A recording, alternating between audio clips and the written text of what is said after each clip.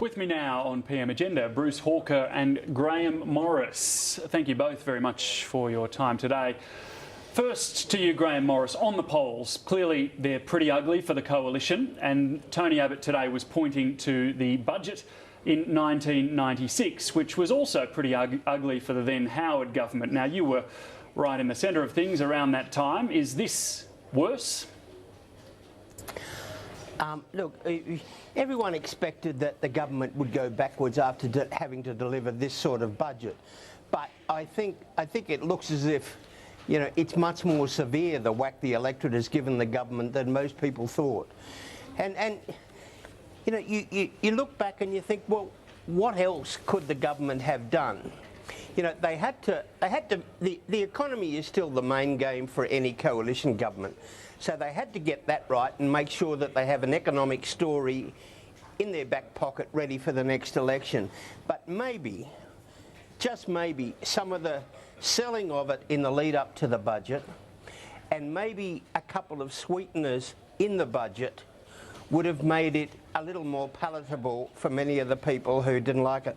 A lot of people think that this budget is unfair, twice as many now compared to 96. Is that an element?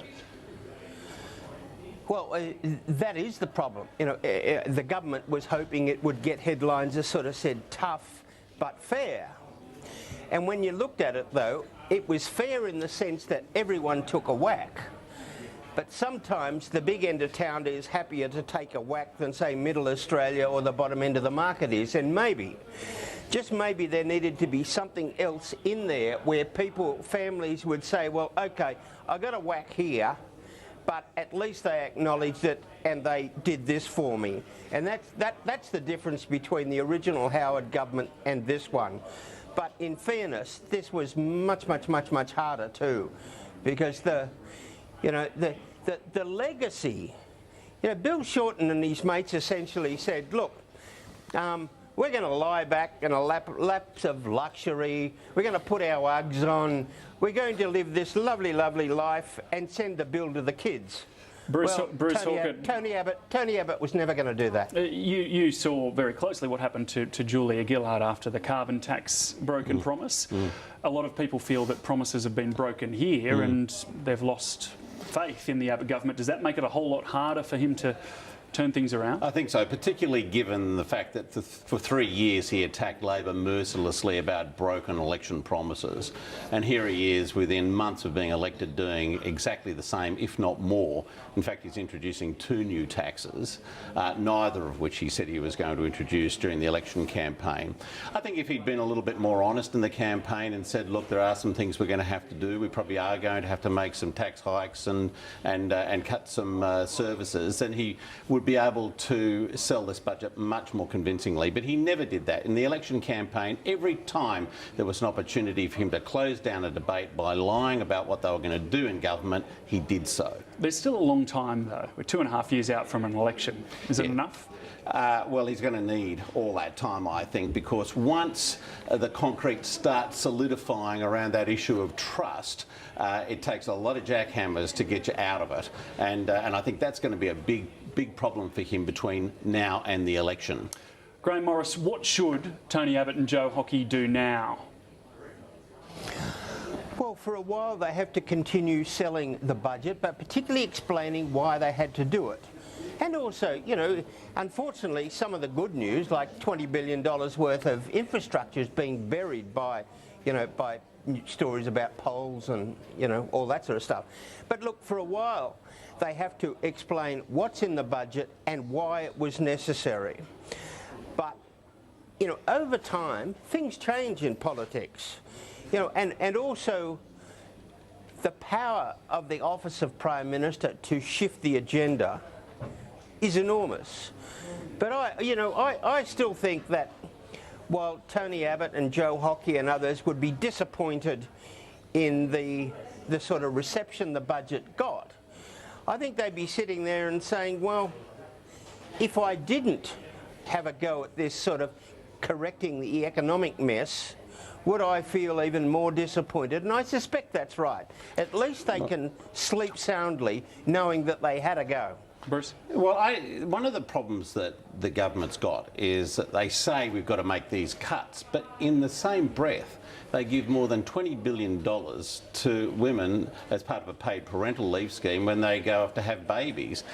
And the more they earn, up to $100,000, the more they get by way of paid parental leave. $50,000 for 6 months leave. Now, people, if they're on pensions, disability benefits, or just ordinary families struggling to make ends meet, are going to be looking at that hypocrisy and say, why is it, if they think things are so bad, if the budget's in such a mess, they can spend more than $20 billion over 4 years giving it to women and the highest income brackets who don't really need it?